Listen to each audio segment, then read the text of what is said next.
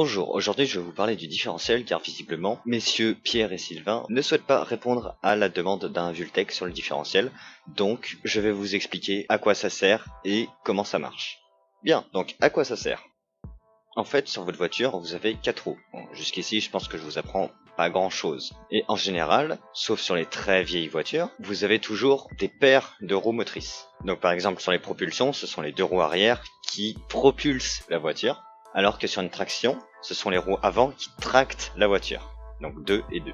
Et sur une 4 roues motrices, eh bien ce sont toutes les roues, donc 2 paires, qui font avancer la voiture. Hop, petit twist là, vous avez vu. Donc maintenant qu'on a clarifié ça pour les 3 du fond qui ne suivaient pas comment ça marche une voiture de base déjà, eh bien à quoi sert le différentiel?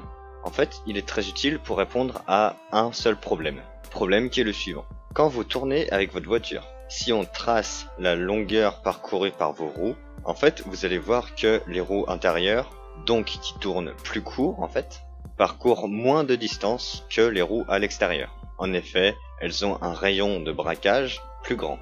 Or, les roues extérieures et les roues intérieures parcourent leurs distances respectives en un même temps. En d'autres termes, les roues extérieures tournent plus vite que les roues intérieures.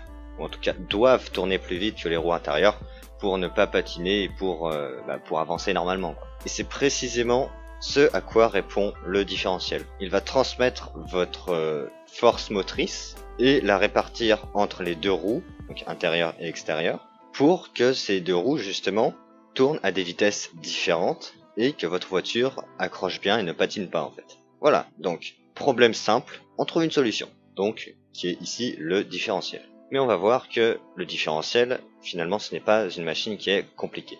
Elle a l'air en effet compliquée au premier abord, de loin, de par sa forme, de par ses composants, mais si on décortique un petit peu le problème, enfin en l'occurrence la solution, eh bien on remarque que c'est assez simple en fait.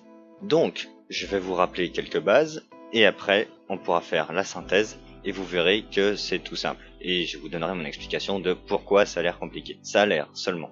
Donc, un principe qui est bien utilisé, qui est une propriété qui est bien utilisée par le différentiel, c'est tout simplement les roues dentées. Oui, pas plus compliqué que ça. Alors attendez, je vais vous expliquer quelle propriété est utilisée. Vous verrez, ça nous sera utile pour la suite. Donc, les roues dentées, tout simplement, c'est que 2 roues dentées, donc un engrenage, ont pour propriété que lorsqu'elles sont assemblées comme ceci, dès qu'une tourne dans un sens, l'autre va tourner dans le sens opposé. Alors oui, ça paraît bête, comme ça vous pouvez prendre 2 trucs qui roulent sur eux-mêmes, ça fait pareil. Et oui, ça paraît bête comme ça, mais vous verrez, et c'est à peu près de ce niveau-là la complexité du différentiel. Cette propriété s'applique aussi aux engrenages coniques, et à présent, par symétrie, on va ajouter donc une 3e roue dentée. Donc on va avoir un engrenage à 3 roues dentées.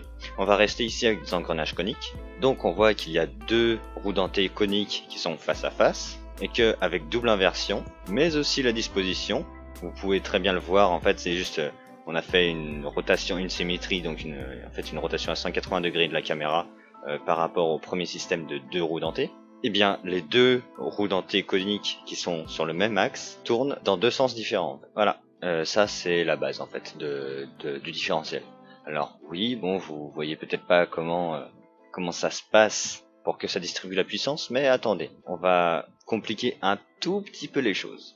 Mais avant cela, il faut aussi que je vous parle de quelque chose qui est un concept, un point de vue en fait, qui s'appelle les référentiels. Alors, un référentiel, c'est quoi? C'est quand on se focalise sur une partie du monde. En effet, vous prenez un crayon, par exemple. Si on dit que le référentiel choisi est celui de la Terre, et qu'on lâche le crayon, alors on dit que le crayon tombe vers la Terre. Jusque-là, c'est logique, c'est que le crayon se rapproche vers la Terre. Mais à ce moment-là, si on prend comme référentiel le crayon, et qu'on lâche le crayon, mais la caméra elle est toujours fixée au crayon, on est d'accord. En gros c'est ça le référentiel.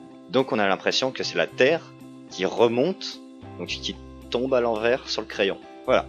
Le différentiel c'est juste ça. En gros c'est fixer une caméra sur un objet. Et là c'est pareil. C'est-à-dire qu'on va fixer notre référentiel sur une des 3 roues dentées. Avec des images c'est plus compréhensible. Voilà, donc si notre référentiel est fixé sur une des 2 roues dentées qui sont sur le même axe, on en a donc une des 2 qui ne bouge plus du tout, puisqu'on est fixé dessus, et la roue dentée qui n'est pas dans le même sens, qui est au milieu en fait, eh bien on va voir qu'elle va rouler sur celle sur laquelle on s'est fixé. Elle va se mettre à bouger comme ça. C'est juste parce qu'en gros, avec la caméra, on bouge avec la roue dentée qui nous paraît fixe. C'est la seule subtilité un petit peu compliquée du différentiel. Voilà, donc une fois que vous avez compris ça, eh bien imaginons un cas extrême, que la roue dentée sur laquelle on a pris notre référentiel soit reliée à une roue et que cette roue soit bloquée. Donc là, en termes de vue, ça ne change pas par rapport à tout à l'heure. Il y a juste une roue de connecter sur la roue dentée. On voit donc que si on connecte une roue sur la roue dentée qui est en face, cette roue va tourner, alors que l'autre est complètement bloquée. Donc c'est le cas un petit peu, si vous voyez sur des 4x4 qui font du franchissement par exemple, quand il y a une roue dans le vide et l'autre qui touche bien le sol, bah celle qui touche le sol c'est celle qui est bloquée, et celle qui est dans le vide, bah c'est celle qui va tourner à l'infini du coup. Voilà, donc on a un cas extrême. Bien, donc on a le principe, c'est-à-dire que on est capable de, quand il y a une roue qui bloque, l'autre tourne librement. Alors là on a deux problèmes, et on va les résoudre en un seul en fait.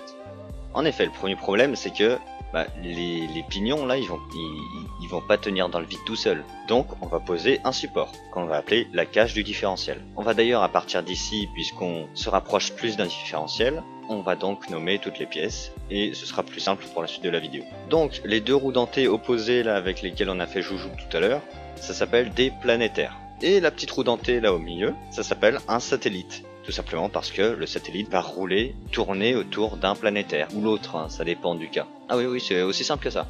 Bien, donc maintenant que nos deux planétaires et notre satellite sont dans notre cage, ils tiennent bien, ils peuvent tourner, parfait. Problème, comment est-ce qu'on transmet la puissance du moteur, enfin qui traverse la boîte de vitesse, bref, vous m'avez compris, aux roues? Et bah tout simplement, on va mettre sur la cage une roue dentée. Et pourquoi cela? Effectivement, ça peut être aussi un point un petit peu difficile à comprendre au premier coup d'œil. Car tout simplement un axe solide avec une roue dentée dessus, vous faites tourner la roue dentée, vous faites tourner l'axe avec. Et là vous me direz, bah oui d'accord, mais là on a mis des planétaires et un satellite dedans, donc ça tente plus. Et justement, si jamais vous n'avez pas de force de résistance sur vos deux roues, ou alors qu'elle est égale, donc elle s'annule, mais on verra, on va dire pour le moment qu'il n'y a pas de force de résistance, et bien à ce moment-là, puisqu'on a dit tout à l'heure qu'il fallait qu'il y ait au moins une roue qui soit bloquée, pourquoi est-ce que notre système de pignon se mettrait en marche?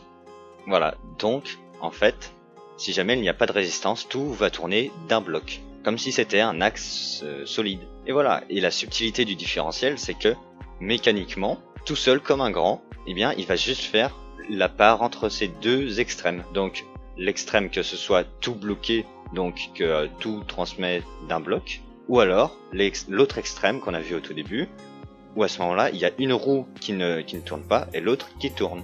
Après, c'est juste une question de référentiel. On joue entre les référentiels de la cage et du planétaire. Et voilà un système qui est composé d'assez peu de pièces, donc très bien car il faut moins le lubrifier, c'est moins fragile, et enfin voilà, on peut transmettre de la puissance, etc. Un système qui est finalement assez simple aussi puisqu'il y a peu de pièces, et qui finalement de par son fonctionnement est aussi assez simple finalement, une fois décortiqué. Il y a beaucoup de finalement. Voilà, donc maintenant, messieurs de Jules Broquin, vous n'avez plus le droit de dire oh le différentiel c'est trop difficile, ça donne trop la migraine. J'ai essayé de détailler le plus possible pour que ce soit compréhensible par des personnes totalement lambda. Donc, maintenant vous pouvez nous faire ce Vultec sur le différentiel, histoire que ce soit un peu plus fun que ma vidéo. Allez, à la prochaine pour d'autres explications. A plus!